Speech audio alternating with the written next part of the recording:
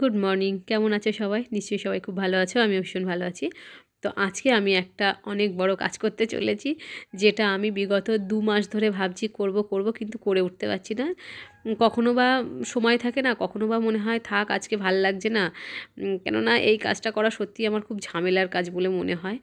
এই বাসনের র্যাকটা পরিষ্কার করব। ৩-৪ মাস পর পর পরিষ্কার করি, এবার তারও বেশি দিন হয়ে গেছে। তাকে যত বাসনপত্র ছিল সব কিছু নামিয়ে তাকটা ফাঁকা করে নিলাম, এবার পরিষ্কার করার পালা।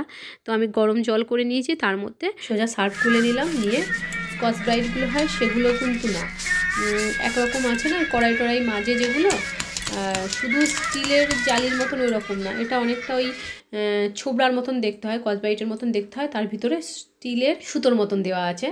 ওটা দিয়েই র্যাকটা পরিষ্কার করছি, ভালো পরিষ্কার করা যাচ্ছে। স্কচ ব্রাইট দিয়ে অতটা ভালো পরিষ্কার করা যাচ্ছে না। তো এই র্যাকগুলোর সমস্যা কি, প্রত্যেকটা রড ধরে ধরে ধরে ধরে মুছতে হয়, সেজন্য পরিষ্কার করতে একটু বেশি সময় লাগে। আর এই র্যাকগুলো যেহেতু একদম দেয়ালের সঙ্গে ড্রিল করে স্ক্রু দিয়ে সেট করা, যে খুলে নিয়ে বাইরে নিয়ে গিয়ে পরিষ্কার করব তারও কিন্তু উপায় নেই। আর এই যে র্যাকগুলো আছে, আমার যেন মনে হয় র্যাকগুলো পরিষ্কার করা ইজি, কিন্তু এতে বাসনপত্র কম ধরে। এই যে টানা ঘষে ঘষে পরিষ্কার করে নেওয়া যায়, তাতে যেন মনে হয় সময়টা একটু কম লাগে এবং কষ্টটাও কম হয়। তো আমি জানি না যে কোনটা পরিষ্কার করা ইজি কিংবা কোনটা কঠিন। তবে এই বাসনের র্যাকগুলো যেহেতু ফাঁকা ফাঁকা, যত ধুলোবালি উপর থেকে গলে সব নিচে পড়তে পারে, সেজন্য নোংরাটাও কম হয়। আমার বুদ্ধিতে যেটুকু কুলিয়েছে সেটুকুই আমি বলছি। আর ওই র্যাকগুলো একটু নোংরাটা বেশি হয়, যেহেতু একট ধুলোটা এসে ওখানেই আটকে যায়।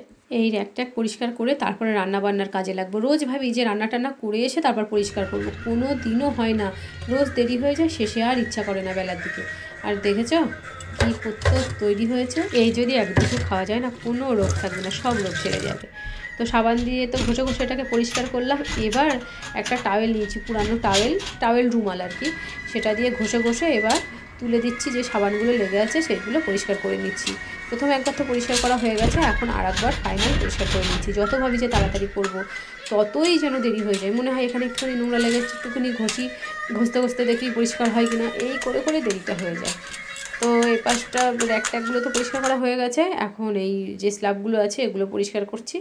পরিষ্কার করে নিয়ে তারপরে স্নান করে যাব রান্নার কাজে। এই র্যাকটা পরিষ্কার করতে কত সময় লেগেছে জানো? প্রায় 1.5 ঘন্টার কাছাকাছি। একটা একটা করে ঘষেছি, যতক্ষণ না জায়গাটা পরিষ্কার হয়েছে। মানে তেল চিটে লেগে থাকে না, লেগে থাকতে থাকতে জং ধরে যায়, সেটাকে যদি ঘষে তুলে না দেওয়া হয় জংটা আরও বেশি ধরে। ঘষে ঘষে তুলে পরিষ্কার করতে সময় লেগেছে প্রায় 1.5 ঘন্টার কাছাকাছি।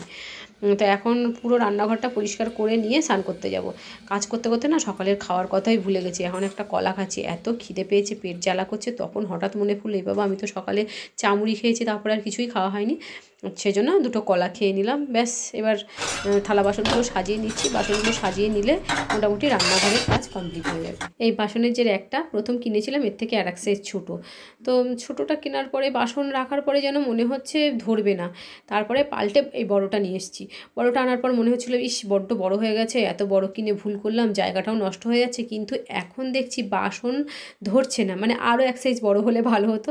যদিও এখানে এর থেকে বড়ো বাসন রাখার খাটানো যেত না, তবুও যেন মনে হয় এতে বাসন ধরছে না। তো এরকম কিছু কিছু জিনিস আমি প্রথম দিকে ছোটো কিনে ফেলে এখন না খুব পস্তাচ্ছি। যেমন ফ্রিজটা ছোটো কেনা হয়ে গেছে, এখন পস্তাচ্ছি আর এক সাইজ বড়ো হলে ভালো হতো। যাই হোক, এখন জিরেগুলো ধোবো। জিরে নিয়ে এসছে প্রায় 600-700 মতন জিরে হবে, 600-700 গ্রাম আর কি জিরে নিয়ে এসছে। জিরেটা ভালো করে ধুয়ে দেবো। আমি প্রায় 6 মাসের মশলা একসঙ্গে করে রাখি। 6 মাসের মশলা একসঙ্গে করি তার জন্য যে স্বাদ গন্ধ সব নষ্ট হয়ে যায় তা কিন্তু না। মশলা আমি মেশিন থেকে ভাঙিয়ে নিয়ে আসার পরে, আগে তো মিক্সিতে করতাম, দেখি তাতে কষ্টও বেশি হয়, আর 2 মাস পর পর মশলা তৈরি করতে হয়, তাতে ঝামেলা বেশি। সেজন্য একসঙ্গে মেশিন থেকে ভাঙিয়ে নিয়ে আসি বেশি করে মশলা। 2-3টে কৌটোয় আমি ভাগ ভাগ করে রেখে দিই, যাতে বারবার করে কৌটোর ঢাকনাটা খুলতে না হয়। একটা কৌটো ধরলাম, যে কৌটো থেকে মশলা নিই 1.5 মাস কি 2 মাস হয়ে যাবে, তারপর সেটা ফুরিয়ে গেলে আর একটা কৌটো ধরলাম, তাতে কিন্তু গন্ধটা উবে যায় না। তো আমি ছাদে এসেছি এখন এই ভিজে জিরেটা মেলে দেওয়ার জন্য। প্রথমে ছাদটা ঝাড় দিয়ে নিলাম, নিয়ে ধুলোটুলোগুলো পরিষ্কার করে নিলাম। আর আজও রিতমা স্কুলে যায়নি, ওর গলার ফোলাটা এখনও কমেনি, ব্যথাটাতে সেরে গেছে, তবুও পাঠাইনি আজকে দিনটা রেস্ট নিই, কালকে পাঠাবো।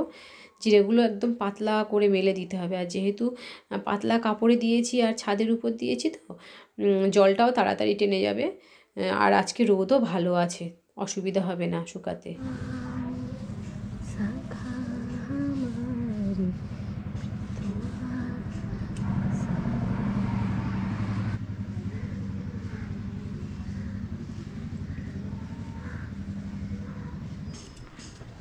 তো আমার স্নান করা হয়ে গেছে, স্নান করে সমস্ত সবজি টবজি কড়াই হাঁড়ি মশলাপাতি নিয়ে চলে এসেছি বাইরে উনানে রান্না করতে। উনানটা ধরিয়ে দিয়েছি, উনানের মধ্যে এই নারকেলের ছোবড়া টোবড়া অনেক কিছু দিয়ে দিয়ে আগুনটা ধরিয়ে দিই, একটুখানি ধরে গেলে তারপর কড়াইটা বসালে ভালো হয়। আর এদিকে মুখ থেকে মানে নারকেলের ছোবড়া দেওয়ার মতন জায়গা নেই, এখান থেকে ঠেসে ঠুসে যতটা কাঠ ভরার সব ভরে দিয়েছি।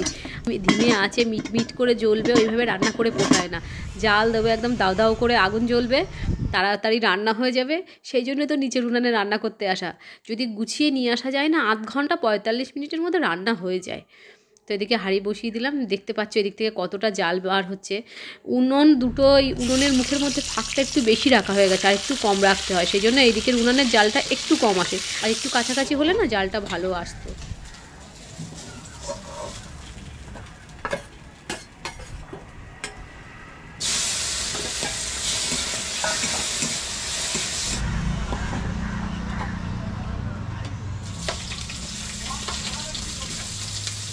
এখানে না প্রচণ্ড উত্তরে হাওয়া দেয়, ওই জন্য চাদর টাদর গায়ে দিয়ে চলে এসেছি। আর স্নান করে এসেছি তো ঠান্ডাও লাগছে। অনেক কাজকর্ম সেরে রান্না করতে এসেছি, বেলা হয়ে গেছে, ওই জন্য তাড়াহুড়ো করে রান্নাটাই আগে করে নিলাম। গুড মর্নিং, ফিরে এসেছি পরের দিন সকালবেলা। এখন বাজে সকাল 6টা 10-15 এরকম হবে। তো সকাল সকাল আমি চলে এসেছি ছাদে, রান্না বান্না শুরু হয়ে গেছে। তো ছাদে এখন এসেছি মূলো তুলতে। দেখো কি সুন্দর লাগছে, এই ডালিয়াটা বেশ ঝাঁকড়া টাইপের হয়েছে, অনেকগুলো ফুল ফুটছে একসঙ্গে। আর ওই পাশের যে ডালিয়া গাছটা বললাম না পোকা লেগেছিল, ওই জন্য এটা অতটা ভালো হয়নি, তবে যে ফুল দিচ্ছে সে তাতেই আমি খুব খুশি। আর এই লেবু গাছের ফুলগুলো না ভালো বোঝা যায় এরকম অন্ধকারে, মানে অন্ধকার বলতে ভোরের দিকটায় আর সন্ধ্যের দিকটায়, তখন সাদা ফুলগুলো ভালো বোঝা যায়। আর দুপুরের দিকে রোদের মধ্যে আসলে না এই সাদা ফুলগুলো অতটা বোঝা যায় না। দেখো গাঁদা ফুলগুলো কত বড় বড় হয়েছে। এই যে মূলো কাল তুলে রাখি না, তুলে রাখলে হয়, তো ভাবলাম তুলে রাখবো, একদম টাটকা টাটকা মূলো তুলে নিয়ে গিয়ে রান্না করব, সেটাই ভালো হবে, সেই জন্য তুলে রাখা হয় না।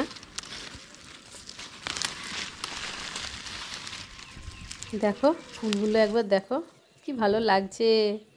আর এটাতে দুটো চারা লাগিয়েছিলাম, দুরকম ফুল হয়েছে। আর এই বেগুন গাছে বেগুন হয়েছে সাদা ঝুরি বেগুন, আমি চেয়েছিলাম কালো ঝুরি হয়নি, সাদা ঝুরি বেগুন। আর এই যে বোতাম ফুলের চারাগুলো লেগে গেছে ভালো করে। আর এই গাছটাতেও ভালো ফুল হয়েছে, লেবু গাছটাতে। আর এখান থেকে দুটো ড্রাগনের ডাল বেরিয়েছে এবার নতুন, গাছটা বেশ আস্তে আস্তে ঝাঁকড়া হয়ে উঠছে। দেখো চলে এসেছি রান্নাঘরে, সবজি কিছুটা কাটা হয়ে গেছে, আর এদিকে দেখো ডাল সিদ্ধ করাও হয়ে গেছে। এই যে ভেজ ডাল করব আজকে, মূলো, ফুলকপি, ক্যাপসিকাম বলছি, বিন, গাজর, এইগুলোই ঘরে আছে, এই দিয়েই করছি। ক্যাপসিকামটা হলে ভালো লাগতো আমার, ক্যাপসিকামের গন্ধটাই বেশি ভালো লাগে, মানে খেতে যতটা না ভালো লাগে গন্ধটা বেশি ভালো লাগে। আর কড়াইতে তেল দিয়েছিলাম, তেল আবার দিয়ে খানিকটা তুলে নিলাম, না তেল বেশি হয়ে যাচ্ছে, লোহার কড়াইতে অল্প তেলে ভাজা যাবে, তো সেরকম ভাজলাম। তার মানে এটা ভেবো না পিয়ালি কিপটিমি করছে, পিয়ালি এখন খুব হেলথ কনসিয়াস হয়ে গেছে, এখন কম তেলে রান্না করে, চিনি টিনিগুলো কম খায়। তবে কদিন থেকে পিঠে টিটে খেলাম, যেটুকু কম খেয়েছিলাম 1 মাস ধরে সেটুকু ফিল আপ হয়ে গেছে। হ্যাঁ, সবজি ভাজতে ভাজতে দেখলাম হাতে একটুখানি সময় আছে, সেই সময়ের মধ্যে একটুখানি মোবাইলটা ঘেটে নিলাম। সকাল থেকে উঠে মোবাইল ঘাটা হয়নি, মানে মোবাইল গীতা পাঠ করছিলাম। মোবাইল গীতা পাঠ করতে করতে মানে সবজিটা এক পিঠটা একটু পোড়া দাগ লেগে গেছে, তাতে অবশ্য অসুবিধা হবে না। আজ যেহেতু শনিবার, আজকে নিরামিষ রান্না হচ্ছে। আর রিতমা আজকে স্কুলে যায়নি, ওর বাবা ওকে পড়াতে বসিয়েছিল একটু সময়। আর আমি গিয়েছিলাম বাজারে, আমার নিজস্ব একটু কাজকর্ম ছিল, সেগুলো করে আসলাম। আর একটু সবজি টবজি এটা সেটা বাজার করে আনলাম।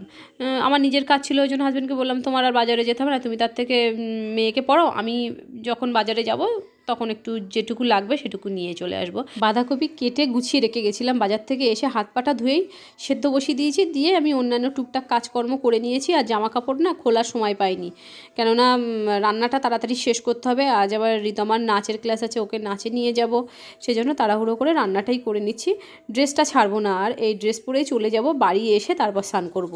ড্রেস ছেড়ে স্নান করব, আবার ড্রেস পরবো, আবার ওকে নাচে নিয়ে যাব, এসে আবার ড্রেস ছাড়বো, এত ঝামেলা ভাই করতে পারছি না। সেজন্য একেবারে মানে ওকে নাচের থেকে নিয়ে এসে স্নান টান করবো। একটু বেলা হয়ে এখন রাত 11টা বাজে, কিন্তু আমার ওই গলা ফুলেছিল, সেই জন্য ডাক্তার দেখানো হয়েছে, ওষুধ দিয়েছে। সেই ওষুধ খেতে গিয়ে কত রঙ্গঢঙ্গ করছে সেটা দেখো, মধু বার করা, চমনপ্রাশ বার করা।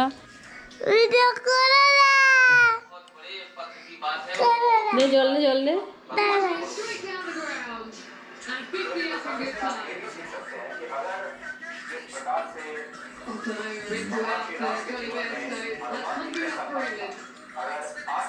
দেখছেন? मुझे तो लेके जा এটা করতে তো বড় করে বড় করে।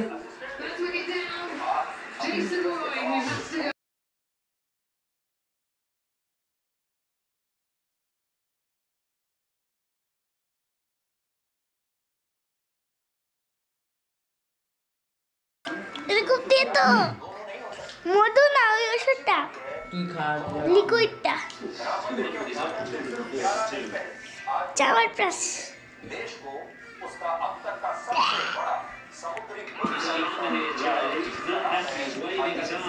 ঋতমার রঙ্গঢঙ্গ দিয়েই আজকে ভিডিওটা শেষ করলাম। দেখাবে নতুন কোনো ভিডিও নতুন কোনো ব্লগের সঙ্গে। আজকের মতন টাটা।